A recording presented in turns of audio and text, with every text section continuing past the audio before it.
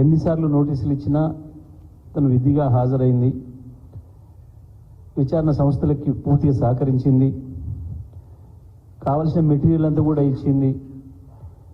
ఏదో సిమ్ కార్డులు ఇవని మనం మాట్లాడితే కూడా వాళ్ళు అడిగిన సిమ్ కార్డులన్నీ కూడా సబ్మిట్ చేసింది.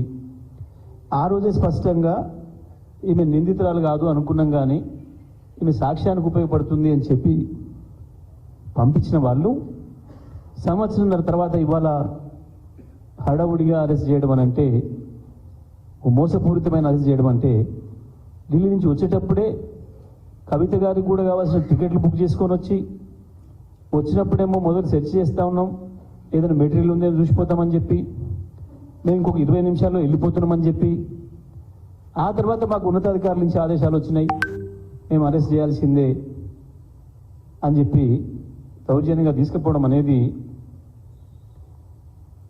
ఇంత మించిన దుర్మార్గ చర్య లేదు. బీజేపీ కేంద్ర ప్రభుత్వ రాజ్యాంగ సంస్థలన్నింటినీ కూడా తనకు అనుకూలంగా పనిచేయించుకుంటుందని, తన జేబు సంస్థలుగా పనిచేయించుకుంటుందని చెప్పడానికి ఇంత మించిన ఆధారాలు ఎక్కర లేదు. స్పష్టంగా పిఎంఎల్ఏ యాక్ట్ తెచ్చేటప్పుడు దీని నుంచి మహిళలకు మినహాయింపు ఉండాలి అని చెప్పి దాంట్లో చట్టంలో రూపొందించాలని చెప్పి ఆనాడు చర్చ వచ్చింది. దానికి సంబంధించే ఇవాళ కేసు నడుస్తుంది సుప్రీంకోర్టులో, ఈరోజు వచ్చింది. గతంలో కూడా పర్టికులర్గా కవిత గారి అరెస్టు సంబంధించి మేము ఆ రోజు కోర్టులో కేసు ఇస్తే స్పష్టంగా ఈడీ ఒప్పుకుంది, మేము ఎటువంటి తీవ్రమైన చర్యలు తీసుకోవడం లేదు, విచారణ కొరకు అడిగినాం, అరెస్ట్ అనేది జరగదు అని చెప్పి ఓవరాల్గా ఈడీ ఒప్పుకుంది బెంచ్ ముందట. ఒప్పుకుంటే ఆ రోజు ఆ జడ్జి గారు అరెస్ట్ చేయమని వాళ్ళే చెప్తారు కదా, ఇక మీకు ఎందుకు ఈ పిటిషన్తో ఏముంది అని చెప్పారు. ఇవాళ దాన్ని కూడా తుంగలో తొక్కి, వాళ్ళన్న మాటనే వాళ్ళు తుంగలో తొక్కి ఇవాళ మళ్ళీ వచ్చి అక్రమంగా అరెస్ట్ చేసి తీసుకుపోవడం అనేది బీజేపీ ఈ దేశంలో రాజకీయ ప్రత్యర్థుల్ని లొంగ తీసుకోవడం కొరకు, రాజకీయ ప్రత్యర్థుల్ని దెబ్బతీయడం కొరకు, ఎన్నికల్లో లబ్ధి పొందడం కొరకు మాత్రమే ఇటువంటి అన్ని కూడా చేస్తూ ఉందన్న విషయం మనకు స్పష్టంగా కనబడుతుంది. ఈ 10 ఏళ్లలో వివిధ రాష్ట్రాలలో కూడా వివిధ ప్రతిపక్ష పార్టీల పైన ఏ రకంగా ఇటువంటి అన్ని ఉపయోగిస్తుందో, ప్రతిపక్ష పార్టీల వాళ్ళకు నోటీసులు ఇవ్వడం, వాళ్ళు బీజేపీలో చేరగానే ఆ కేసుల్ని క్లోజ్ చేయడం అనేది ఇప్పటికి 100లు మనం చూసినాం.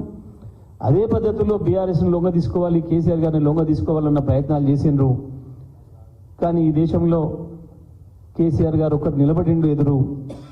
ఇప్పుడు ఇంకా మిగతా వాళ్ళు కూడా ఎదురు నిలబడ్డ వాళ్ళపైన ఎట్లయితే చేస్తున్నారో దుర్మార్గాలు, దౌర్జన్యాలు, అదే పద్ధతుల్లో ఇవాళ మా పైన కూడా చేసినారు తప్ప కవిత గారు తప్పకుండా నిర్దోషిగా తిరిగి బయటకు వస్తారు, అందులో సందేహం ఏం లేదు.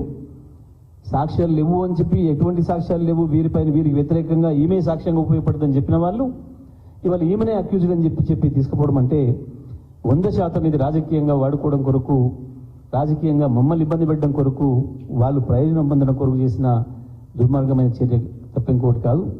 అందుకే ఇవాళ బీఆర్ఎస్ పార్టీగా పెద్దల హరీష్ రావు గారు ఏదైతే పిలిపించారో రేపు పెద్ద ఎత్తున అన్ని నియోజకవర్గాల్లో నిరసన కార్యక్రమాలు తెలియజేయాలని చెప్పి బీజేపీ కేంద్ర ప్రభుత్వాన్ని అడ్డం పెట్టుకొని, కేంద్ర ప్రభుత్వ సంస్థలను ఏదైతే ఉపయోగించుకొని ఎన్నికల్లో లాభ పొందడానికి ప్రయత్నం చేస్తుందో, చట్టవిరుద్ధంగా ప్రవర్తిస్తుందో దానికి నిరసనగా రేపు కార్యక్రమాలు చేపట్టాలని చెప్పి కూడా విజ్ఞప్తి చేయడం జరుగుతూ ఉంది. Thank you brother.